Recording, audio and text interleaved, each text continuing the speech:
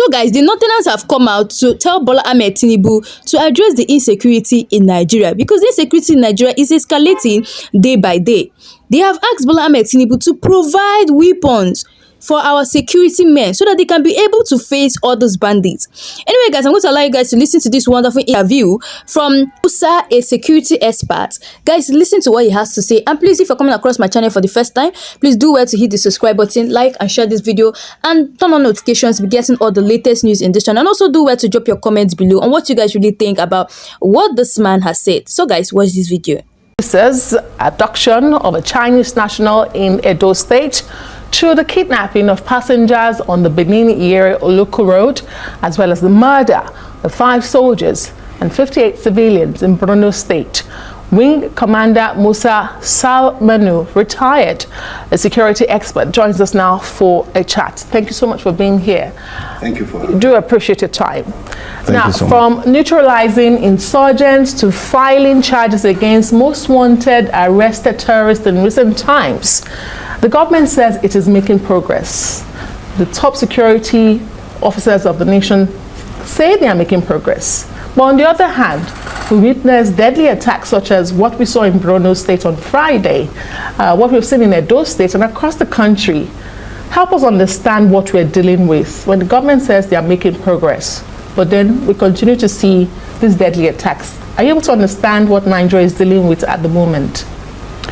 Well, the issue of the types of or the nature of conflicts that we are handling or that we are faced with, this type of resurgence are expected from time to time. It doesn't mean that there is total collapse or we're going back to where we're coming from. So a lot of it is relative. If you look at the incidences or the numbers of attacks and the intensity, you look at where you're coming from, you know you have to appreciate that progress has been made. Now, are we where we want to be or where we ought to be? Definitely not. And so it now beggars to say, okay, what are the things that we didn't get right? Or what happened between when there was some progress made and where we are today? So it's usually a cycle. You find out that you have the high times and the low times. A lot of it, sometimes it could be because of when such things, some progress are made, the tendency to relax lapses, and then you find out that even the insurgents, or by whatever name they are, they also study. They keep an eye, they know that. So the most vital part is the ability to spring surprises. And so it calls to also the government's policies or kind of tactics. What are you doing about intelligence gathering? What are you doing about response when you have the intelligence? And what are you doing to ensure that whenever progress is made, it does not... you sustain it. It's sustained, and we do not get back to where you're coming from. So this, like I said, is expected, but it doesn't mean that, for example, there's no need to go back to the drawing table to see what is actually wrong. Because it's when this is always a testing ground. They test their policies or they test their own tactics to see how well is it catching the government forces off guard, and how well are they able to make headlines. So that encourages other cells, that encourages other forms, because like we know, in all parts of the country you have by names, but the whole idea is the same. Kind of eroding the ability of the state to protect its citizens. Well, from what you're describing, it does seem that these terrorists actually have a lot of intelligence, you know, that they sit down and strategize, you know, with precision and professionalism in a way that one wonders, really, can we really describe these people as illiterates, ragtag armies? Now, I mean, different people, you know, coming up with what government needs to do to address this sustainably. You heard the Northern group there say, look, there's a need for the government to overhaul the security architecture. We've heard this over and over again. We heard from Governor Zulum of Borno State. He's saying there's a need for forest guards. Forest guards, what we need right now to address this? Because some would say if the military is not able to successfully push back on these terrorists, how much really can forest guards do? Well, I think a lot of times we want to talk of one aspect of, or the one part of the ecosystem without the other, or the architecture, the security architecture, and say that one particular part of it can solve this problem. No, Right. It's like we said, it's a pyramid, or give it any form, but it rests on a lot of legs on that. So the forest guards, by whatever name they are, because this is like we know, in the past we used to have the the rangers by the National Park Service and so on.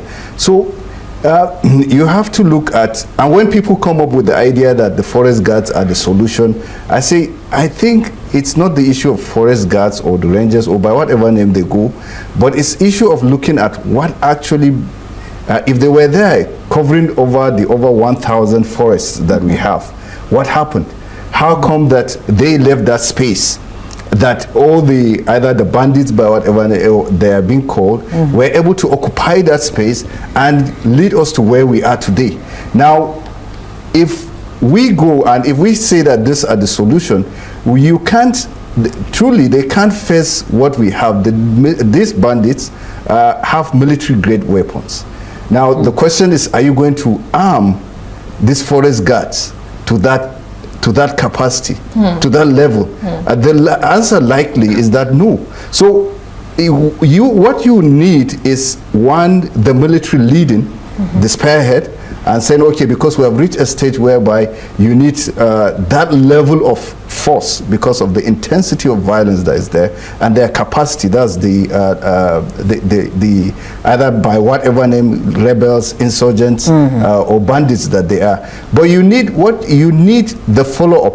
That's the people, when the military spearhead that, capture these areas, you need people to maintain, Right. to be there. So we need numbers. If the military can provide that numbers, so you need other arrangements. You need maybe the police, you need the forest guards, you need the NSCDC and other, all sort of kind of whole of, in fact, let me call it the whole of community, coming to take part of that. And when the military clear, let's say it's at clearance operations, people that will now occupy that space so that they don't turn about and come back and work done is zero. Yeah. In other words, I hear you say numbers. Do we have that numbers?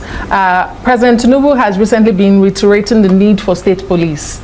He has told the governors it is time for state police. So I'm asking, how much of all of this we are seeing is about numbers? Is the military truly overstretched?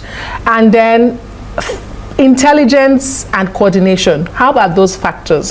Apart from the numbers, I mean, how are we doing greatly on coordination and intelligence? There's a lot that needs to be done in terms of, so we need, the issue of numbers is very important because you can't ignore that. We have heard in other climes where counterinsurgencies, you heard of the surge, where numbers play a role. Now, numbers can be complemented by, or will always be complemented by technologies, because technology as a force multiplier, that ensures that where numbers could not get to, or it multiplies the capacity or the effectiveness of those numbers. So also the issue of technology, you can break it in so many components in terms of intelligence gathering, in terms of even neutralizing targets, but also in terms of even mobility. When you identify a target or you identify something, how are you able to get there?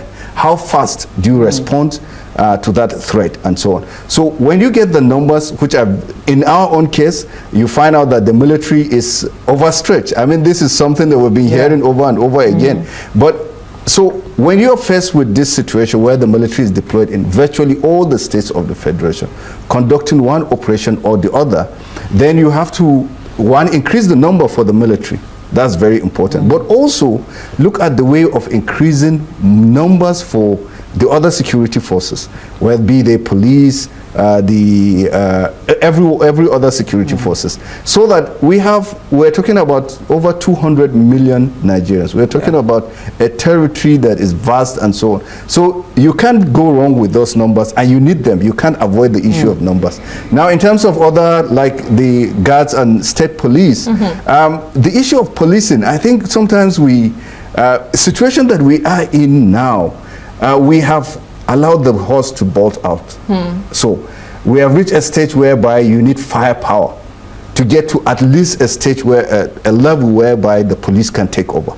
So here, whereas yes, you need police at what level, but you need the ability to suppress the bandits or the terrorists or by whatever name they are, to a level that the police can take over. Right. Now, the state police, even as we speak today, we have arrangements at the state levels. Well, we will have to leave it there, even though some would say that the military being in front of the war against insurgency is an anomaly in itself, that the police really should have been, at the forefront from the get-go. We have to say thank you very much, Wing Commander. So guys, I'm sure you guys have listened to what Musa said about the insecurity in Nigeria. So guys, please do well to leave your thoughts below by commenting in the comment section below. And also, if you're coming across my channel for the first time, please do well to hit the subscribe button, like and share, and turn on all notifications to be getting all the latest news in this channel. So guys, thanks for watching. I'll see you guys again in my next video.